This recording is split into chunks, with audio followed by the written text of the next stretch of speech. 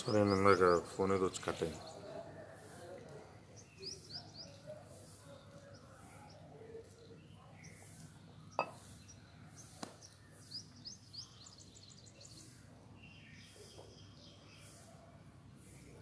Voice okay కదా?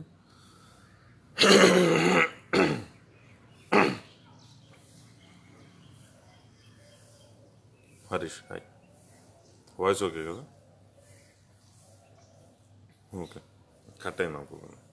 Anyways, so మనం గుర్తుపెట్టుకోవాల్సిన విషయం ఏంటంటే, మనం జనబాటలకి వీటికి వెళ్ళినప్పుడు ఎవరన్నా మీ నాయకుడు ఏడి ఏం మీ అంటే లోకల్లో మనకి కేడర్ ఉంది కానీ నాయకులు ఏరి ఇవన్నీ అంటుంటే ఒకటే చెప్పను, కాంగ్రెస్ పార్టీకి నాయకుడు ఎవరైనా ఎన్నాళ్ళు ఓటేశారు, ఆ పార్టీ ఎన్నిసార్లు నెగ్గింది? ఏదో పైన ఉన్న వాళ్ళని చూసి కదా మీరు వేయటం, సెంట్రల్లో ఉన్న వాళ్ళు చూసి, ఇంకా కనీసం స్టేట్లో కూడా కాదు. ఎవరు నాయకుడు ఎవరు ఉన్నారని చెప్పి మీరు వేశారు కాంగ్రెస్ పార్టీకి ఎప్పుడు? అలాగే తెలుగుదేశం పార్టీ ఫామ్ అయినప్పుడు కేవలం ఎన్టీ రామారావు వ్యక్తిని చూసి వేశారు తప్ప లోకల్లో ఉన్న నాయకుడు ఎవరైనా మీకు అనవసరం అన్నట్టు చేశారు. అలాంటప్పుడు నాయకుడు నాయకుడు నాయకుడు వస్తారా? పవన్ కళ్యాణ్ గారు ఒక పెద్ద మాట వేశారండి ఇదివరకు, మొన్న ఈ మధ్య. వాళ్ళిద్దరూ చెప్పిన తర్వాత నేను చెప్తాను, ఎందుకంటే కొంతమంది నన్ను వెటకారం ఆడారు, అది అన్నారు ఇది అన్నారు, కానీ అది మామూలు విషయం కాదు. అది అది తెలిసినోటికి, అంటే వాళ్ళకి అసలు వాళ్ళకి గుండె జల్లుమని మాట. అది అసమ్మతులు ఎలా ఉంటాయో తెలుసా తర్వాత పార్టీల్లోనూ. వాళ్ళు ఎలాంటి వాళ్ళు తీసుకొస్తారో, వాళ్ళు ఎంతెంత సంపాదించారో, ఏం చేస్తారో ఏంటి చూద్దాం. దాని మీద మీ ఫ్యూచర్ తెలుస్తుంది. అది ఆయన వ్యూహాత్మకంగా వెళ్తున్నాడు, చాలా తెలివితేటగా వెళ్తున్నాడు. ఇది పక్కన పెడితే ఇందాక మనం మాట్లాడుకుంటున్నప్పుడు చెప్తున్నాను కదా, ఇప్పుడు మీరు ఈ పార్టీలు గొప్పోళ్ళు, వీళ్ళు ఏదో ఇదైన వాళ్ళు అంటున్నారు. ఉన్న ఇద్దరు సరైన వాళ్ళు అయితే జనసేన ఆవిర్భావం అవసరమే లేదు. వీళ్ళిద్దరూ సరిగ్గా లేకే ఆ పారదర్శకమైన రాజకీయం, ట్రాన్స్పరెంట్ పాలిటిక్స్, అకౌంటబుల్ పాలిటిక్స్, జవాబుదారీతనం ఉండాలి. ఎవరిష్టం వచ్చినట్టు వాళ్ళు నోటికి ఏమవుతుంది చెప్పేసి మాయమైపోతాం కాదు అనే దాని గురించి ఈయన పార్టీ పెట్టి వచ్చాడు. లేదంటే పవన్ కళ్యాణ్కి ఇప్పుడు రాజకీయంలోకి రావాల్సిన అవసరం అయితే ఈయనకి లేదు.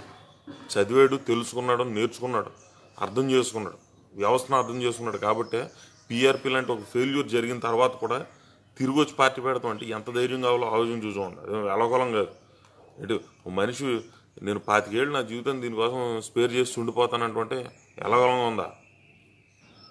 జంప్ జిల్లాని కంట్రోల్ అవుతారు, మామూలుగా అవరండి. కరెక్ట్, అది చాలా కరెక్ట్గా చెప్పారు. ఇప్పుడు మనం మాట్లాడుకుంటున్న సబ్జెక్ట్ గురించి చెప్తున్నానండి. ఇప్పుడు తెలుగుదేశం పార్టీ వాళ్ళు అంటే పేపర్లో న్యూస్ వేస్తారన్నమాట. ఏమనంటే చేసిన గొప్ప పనులు రాష్ట్రాల పరంగా టీఆర్ఎస్ ఏం చేసింది, తెలుగుదేశం ఏం చేసిందని చెప్పి, టీఆర్ఎస్ ఏం చేసింది అనేది పక్కన పెట్టండి. వాళ్ళు ఎంత చేసారో ఏం చేయలేదు. ఇప్పుడు వాళ్ళకి మనకి ఇప్పుడున్న పరిస్థితుల్లో అయితే వాళ్ళ గురించి మనం కామెంట్ చేయాల్సిన అవసరం లేదు, వాళ్ళ గురించి మనం పట్టించుకోవాల్సిన అవసరం లేదు. అయినా కూడా ఒక కంపారిజన్ రెండు రాష్ట్రాల మధ్యలో వచ్చింది కాబట్టి, ఎందుకంటే ఆస్తి పంపకాలు రెండు రాష్ట్రాలకి జరిగినాయి కాబట్టి ఆ ఫ్రేమ్ అనేది తయారైంది. దాన్ని మనం ఎలా అనేది చెప్తున్నాం. గ్రౌండ్ అయిన పెట్టుబడులు అంట 4 లక్షల కోట్లు అంట. ఇక్కడ ఆంధ్రప్రదేశ్లో 4 లక్షల కోట్లు పెట్టుబడులు గ్రౌండ్ అయిపోయినాయి అన్నారు. 40 లక్షల కోట్లు తీసుకొచ్చేసామని వాళ్ళు చెప్పారు. ఇప్పుడు 4 లక్షల కోట్లు పెట్టుబడులు గ్రౌండ్ అయిపోయినాయి అన్నారు. తెలంగాణలో 1.1 లక్ష కోట్లు అని చెప్పి రాశారు. ఉపాధి ఉద్యోగాలు 10 లక్షల మందికి ప్రత్యక్షంగా పరోక్షంగా ఉద్యోగాలు వచ్చేసినాయంట ఆంధ్రాలో. అవి ఎలాంటివి అంటే వీళ్ళ అబ్బాయితో కలిపి ఒక 10,000 మందికి పెద్ద పెద్ద ఉద్యోగాలు వచ్చి ఉంటాయండి. మిగిలిన 9,990 మంది ఎవరంటే సేల్స్ మ్యాన్లు, కొట్లలోను, ఇంకెక్కడో ఏదో ఇవన్నీ ఏంటంటే ఒకళ్ళు పెట్టిన వ్యాపారాలు, ఆల్రెడీ ఎగ్జిస్ట్ అయిపోయిన వ్యాపారాల్లో జనాలను తీసుకురావడం. ఇవాళ 10 లక్షల కింద ప్యూన్ ఉద్యోగాలు అన్నీ.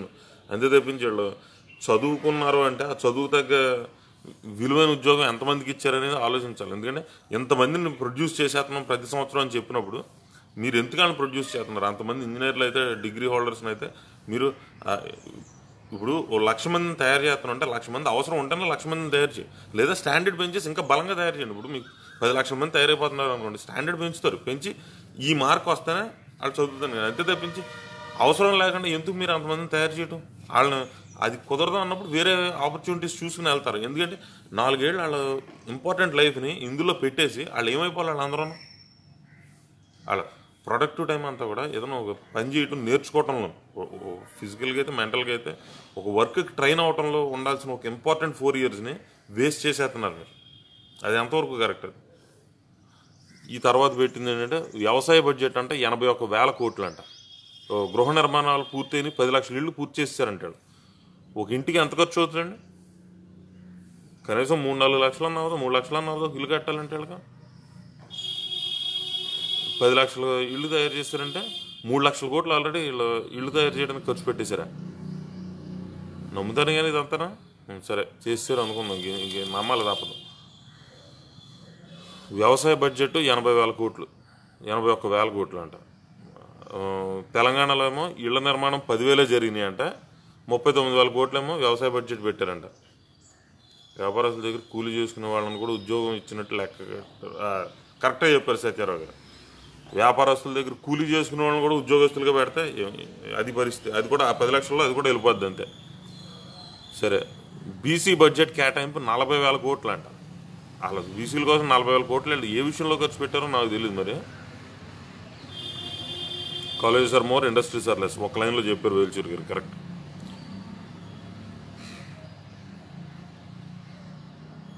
కడతాయి కదా గాలిలో మాటలు. ఎందుకంటే మొన్న ఒక బిల్డింగ్ ఏదో చూశానండి, ఇలా చేతితో పీకి బద్దలు కొట్టేదండి. ఫౌండేషన్ మనుషులు 4 వెళ్ళి చేతులతో పొడిని చేసేస్తున్నారు స్కూల్ బిల్డింగ్. అలాంటి ఇళ్ళే కట్టి ఉండొచ్చు. మరి పోలవరం ఖర్చు, కాళేశ్వరం ఖర్చు, పూర్తయిన పనుల శాతం 10,000 కోట్లు ఖర్చు పెడితే 65% పూర్తి అయిపోయింది అంటున్నారండి. ఏమంటే 10,000 కోట్లు పోలవరానికి ఖర్చు పెట్టారని ఇక్కడ రాసుకుంటున్నారు. ఇలా పోలవరాన్ని మనకు తెలవదండి. మొత్తం 16,000 కోట్లు, దాన్ని 6,000 కోట్లు, 16,000 కోట్లు, అది 56,000 కోట్ల దాకా పెరిగిపోతాయి. అందులో 40,000 కోట్లు మన రాష్ట్రం నుంచి బడ్జెట్ ఖర్చు పెట్టారనేది ఉంది. అది తర్వాత వాళ్ళకి లెక్కలు చూపించి ఏదో తీసుకుంటారు చేస్తారని చెప్పి అంటున్నారు. కానీ ఇలా ఖచ్చితంగా రాష్ట్ర బడ్జెట్లోంచి 40,000 కోట్లు ఖర్చు పెట్టింది నిజం కదా. ఇలా ఇది ఏది కేవలం పోలవరం. నేను కాళేశ్వరానికి పూర్తయిన ఖర్చులు అంటే ఎంత 65% అయిపోయిందట. అండ్ పోలవరం 65% అయిపోయిందా? అంటే ఇంకో 2 ఏళ్ళలో పోలవరం ఓపెన్ చేసేస్తారా? అంతే కదా చెప్పేది. లేదా 65% అయిందంటే ఇప్పటికి 10 ఏళ్ళుగా పోలవరం జరుగుతున్నప్పుడు ఇంకో 10 ఏళ్ళు పని ఉందని ఒప్పుకుంటారు. ఇలా 8 ఏళ్ళు పని ఉందని 65% అంటే 10,000 కోట్లు ఖర్చు పెట్టారంట పోలవరానికి, కాళేశ్వరానికి కలిపేళ్ళ. డిఎస్సీలు 2, యువతకు నిరుద్యోగ భృతి 4 లక్షల మందికి ఒక్కొక్కరికి 1,000 రూపాయలు నెలకు అంటున్నారు. అసలు వీళ్ళ చెప్పిందే ప్రతి వ్యక్తికి 2,000 చొప్పున నిరుద్యోగ భృతి కింద డే 1 నుంచి చెప్తానన్నారు. ఎప్పుడైతే వాళ్ళ ఇందులోకి వచ్చారో, ఇది గవర్నమెంట్ ఫామ్ చేసిన తర్వాత లాస్ట్ 4 నెలల్లో 5 నెలల్లో 1,000 రూపాయలు ఎత్తున్నారు. ఇది న్యాయమైన పని అనేది. ఇది ఎన్టీఆర్ భరోసా పెన్షన్లో ఏడాది ఖర్చు 54 లక్షల మందికి 13,440 కోట్లు అంట. ఒక సంవత్సరానికి ఖర్చు అంటే ఇప్పటికి 5 సంవత్సరాలకి 5 × 13,440 కోట్లు ఖర్చు పెట్టేశారు. అంతే కదా. రైతు రుణమాఫీ ఒక్కొక్కరికి 1,50,000 రైతు రుణమాఫీ చేశారంట. అసలు రైతు రుణమాఫీ అంత పెద్ద ఫెయిల్యూర్ లేదు. అలాగే రైతు రుణమాఫీ మొత్తం 24,000 కోట్లు అంట. తెలంగాణలో 17,000 కోట్లు అని చెప్పి రాశారు. ఏమంటే 24,000 కోట్లు రైతుల రుణమాఫీ మొత్తం అంటే ఉన్న రుణమాఫీ వాల్యూ 24,000 కోట్లు. కరెక్ట్ అది. కానీ మీరు ఎంత తీర్చారో చెప్పండి. ఏళ్ళ నాయకత్వ శిక్షణా శిబిరాల్లో వీళ్ళు చెప్పిన నెంబరే 11,000 కోట్లు తీర్చేసామన్నది. ఎంతవరకు నిజమో అబద్ధమో పక్కన పెడితే 11,000 కోట్లు తీర్చేసామన్న మాట మాత్రం చెప్తున్నారు. అది మరి ఇక్కడ రాసేదేమో 24,000 కోట్లు మొత్తం ఉందని. అంతేలేండి, మొత్తం ఉంది అదే. ఇప్పుడు బోల్డ్ అంత ఉందంటారు. అది ఎంతవరకు పనిచేస్తుంది, ఎంతవరకు అయ్యింది నాకు అందరూ తెలుసు. నేను వాళ్ళకి ఎవరికి తెలియదు అన్నట్టు ఉంది. 24,000 కోట్లు మొత్తం ఉందంట రుణమాఫీ. తెలంగాణలో ఉన్నది 17,000 కోట్లు అంట. సరే, రైతు ఆత్మహత్యలు మనకు కేవలం 400 మంది రైతులే చనిపోయారంట. 4,500 మంది తెలంగాణలో చనిపోయారు. కొత్తగా చేసిన అప్పు 80,000 కోట్లు. తెలంగాణలో 1,10,000 కోట్లు అంటారు. మనకే రాష్ట్రం మొదలుపెట్టినప్పుడు అప్పుతోటి వచ్చిన రాష్ట్రం, లోటు బడ్జెట్లో వచ్చాం. 60,000 కోట్లు మనం లోటు బడ్జెట్. అక్కడి నుంచి ఇప్పటికి 2,70,000 కోట్లు అప్పు చేశారు. ఈ 2-3 నెలల్లో ఇంకొక 20,000 కోట్లు ఎంతో పెరిగి మొత్తం గవర్నమెంట్ క్లోజ్ అయ్యేటప్పుడు 3 లక్షల కోట్లకి చేరుతుందని చెప్పి అంటున్నారు. 3 లక్షల కోట్ల పైన అప్పు. అంటే ఒక్కొక్కరి నెత్తి మీద 1,00,000 రూపాయలు పెడితే మనం ఇండివిజువల్స్, మనం అందరం రాష్ట్రంలో ఉన్నాడు 30,000కి ఎవరికి ఉండరు. మనం గుర్తుపెట్టుకోండి మాట. అది అయిన తర్వాత కొత్తగా చేసిన అప్పు 80,000 కోట్లు అయిపోయింది. విభజన నాటి బడ్జెట్ స్థితి 16,000 కోట్లు లోటు. ఓకే, వ్యవసాయ వృద్ధి రేటు 11% అంట మన రాష్ట్రంలో. నేను చూసినంతలో, మాది గోదావరి జిల్లా, నేను చూసినంతలో బోల్డ్ అనే వ్యవసాయ భూములు తవ్వేస్తున్నారండి, విపరీతంగా తవ్వేస్తున్నారు, మామూలుగా కాదు. తవ్వినట్టు ఉన్నాయి. మరి ఇక్కడ వ్యవసాయ వృద్ధి రేటు 11% అంటే ఆక్వాకల్చర్ కూడా కల్చర్ అనుకుంటున్నారు, అగ్రికల్చర్ అనుకుంటున్నారు ఏమో నాకు తెలియదు. తవ్విన పొలాలు 11% అంటే ఒప్పుకోవచ్చండి, అంత అలా తవ్వేశారు డెఫినెట్గా. కౌలు రైతులకు పంట రుణాలు 4,000 కోట్లు పంట రుణాలు ఇచ్చేసారంట కౌలు రైతులకు రుణమాఫీ మళ్ళీ 9,400. ఉన్న రైతులకే మీరు రుణమాఫీ చేయలేకపోయారు, ఈ రైతులకి 9,411 కోట్లు రుణమాఫీ చేశారంటండి. జిఎస్డిపి వృద్ధి 10.52% అంట, తెలంగాణదే 9.7% అంటున్నారు. అసలు జిఎస్డిపి వృద్ధి రేటు మన 10.52% అంటున్నారు. నాకు గుర్తున్న 10.52 ఏంటంటే ఈయన రాష్ట్రాన్ని షేర్ మార్కెట్లో పెట్టి అమ్మేస్తున్నారు చూసారా, ఆ అమ్మినప్పుడు మన రాష్ట్రాన్ని కొనుక్కున్నోడికి వీళ్ళు ఇచ్చి వడ్డీ రేటు 10.52 ఆర్ 10.53 సరిపోదు. అవార్డులు 670 తెలంగాణ. ఈ అవార్డులు కూడా ఏంటో నాకు అర్థం కావట్లేదండి. సన్మానాలు అవార్డులు ఎక్కువైపోయినాయి. అప్పుడేమో ప్యాకేజీ ఇచ్చినందుకు వెంకయ్యనాయుడు గారిని తీసుకొచ్చి సన్మానం చేస్తారు, ఆ తర్వాత ఈయనేమో రుణమాఫీ చేస్తాడని ఈయనకి సన్మానం వీళ్ళకేళ్ళ అవార్డులు ఇచ్చేసుకుంటున్నారు అంతే.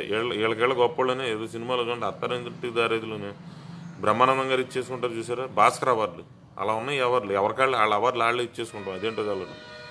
ఎన్టీఆర్ విదేశీ విద్య అంటండి, అది 4,528 మందికి లబ్ధి.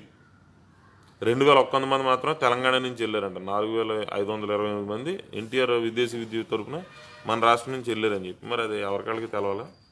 ఐఎమ్ నాట్ షూర్, అది ఎవరిని పంపించారు ఏంటో కూడా వాళ్ళకే తెలవాలి. సో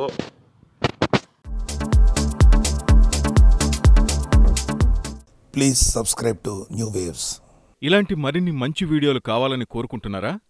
అయితే పక్కనే ఉన్న గంట సింబల్ను క్లిక్ చేయండి, అలాగే సబ్స్క్రైబ్ చేయండి.